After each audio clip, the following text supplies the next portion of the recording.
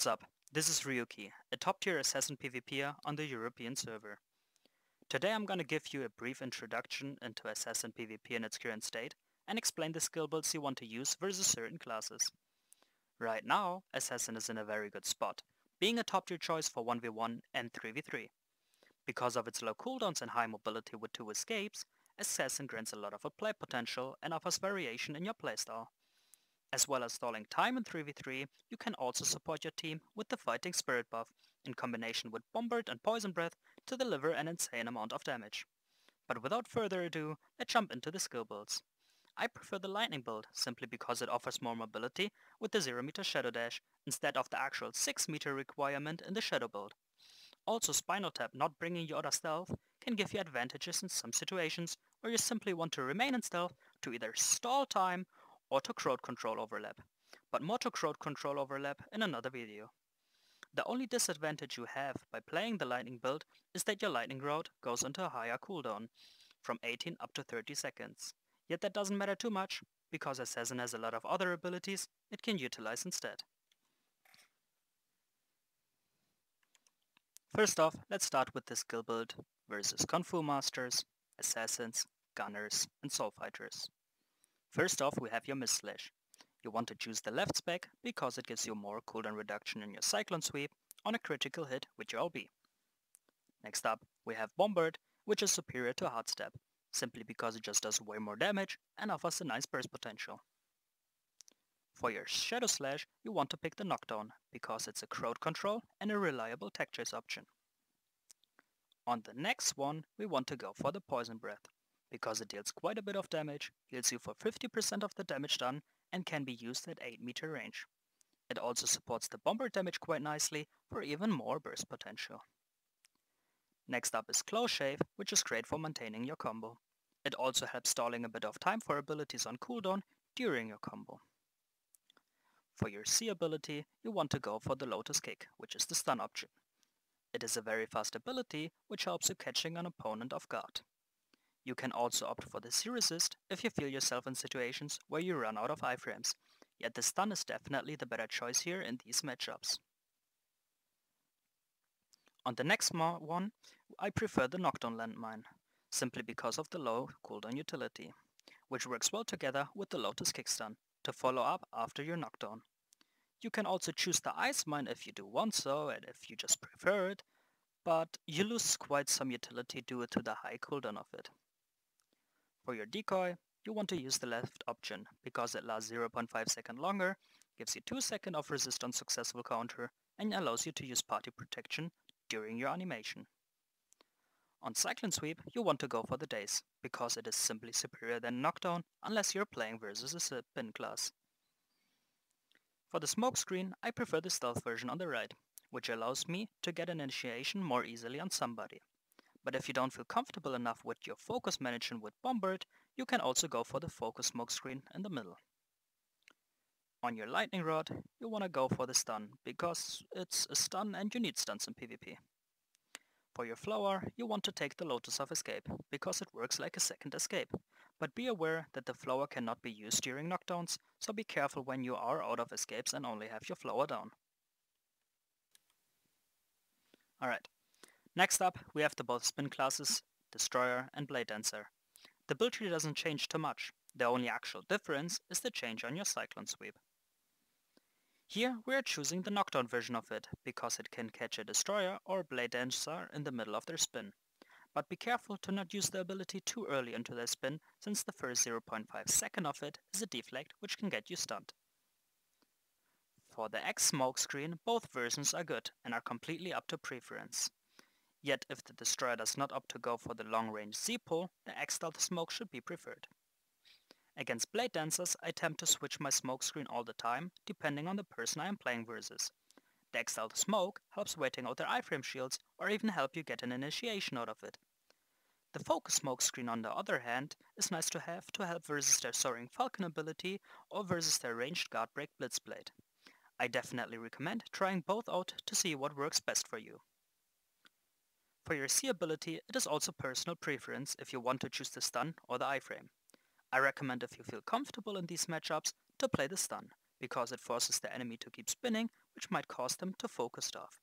It also helps as a good tech chase or ground game ability if you manage to catch the enemy with one of your KDs. This C-resist simply helps you to dodge potential enemy CCs and to stall for your basic iframes like your Q, E, SS and decoy. Another thing you can change is your landmine. Especially when using C iframe, the ice mine might be the better choice, because catching a spin class with a knockdown might cause a problem if you do not have enough skills to follow up, especially if your Shadow Slash is on cooldown. But if you do choose to play the C-stun, I definitely recommend going for the knockdown. Alright, next up we have the Blade Master. First off, we have our Cyclone Sweep, back to the days, since we're not fighting a spin class anymore.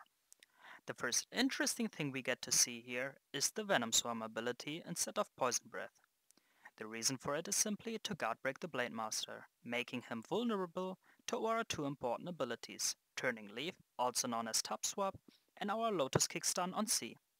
Even if we don't manage to get a guard break on the Blade Master, we can at least force him to use an iframe, which makes it easier for us to attack him later on. Because of the change, we are losing quite a bit of damage, but gain the utility, yet you can still play the Poison Breath if you enjoy it more. Now if we take a look up, we see the Ice Mine being there. The reason for it is because a lot of Blade Masters abuse the wall mechanic versus assassin players, since it prevents us from getting stealth from the back and causes a few abilities to not work accordingly at the wall. With the change for the Ice Mine, it allows us to freeze the Blade Master at the wall and chase it afterwards with Turning Leaf or Lotus Kick Stun into SS and High Wire to pull him out. If you see that the Blade Master is not going for the Wall Hawk, you can simply play the Knockdown Mine instead. Next up, we have the Force Master. First of all, we're using the PvE Shadow Slash. The reason why I prefer it over the Knockdown is to get stealth more easily, and it also helps with your combos, since Close Shave becomes very unreliable versus Force Master with the Frost Orb buff.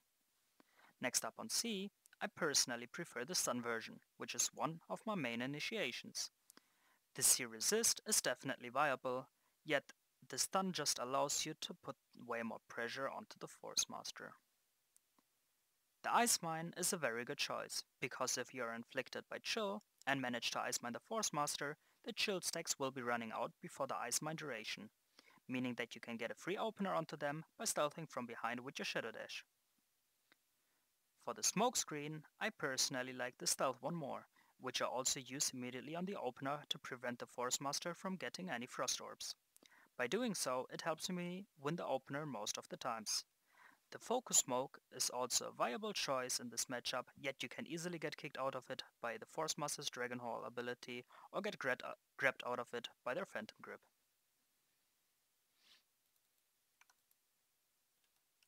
Alright, now we came to our last class, the Warlock. The first big change we see here is Hard Step instead of Bombard.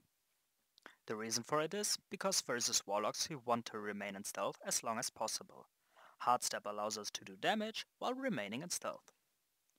Talking about stealth, we will also here be using the PvE Shadow Slash. We simply want as much stealth as possible, plus we can use the Shadow Slash on the throw to get stealth there too. Another big change is the Lightning Pierce. This ability helps us doing more damage in stealth in combination with Hard Step.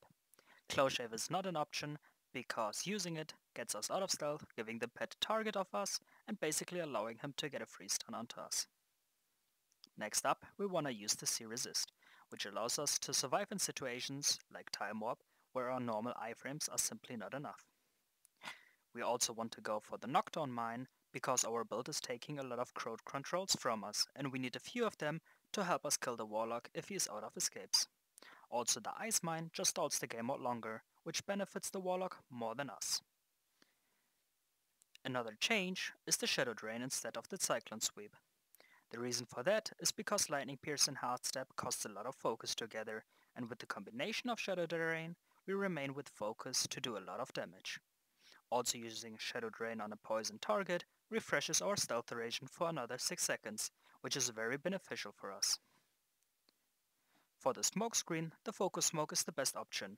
While it may not save us from the Warlock's Featherblade stun, it still prevents us from getting Leech, which is very important. So in case we run out of iframes, the focus smoke helps us survive a bit longer. Alright, that pretty much wraps it up. I hope you liked the video. Be sure to subscribe to this channel for more guides and leave a comment down below to ask me any questions or tell if you enjoyed the video. That's it from me, and thanks for watching.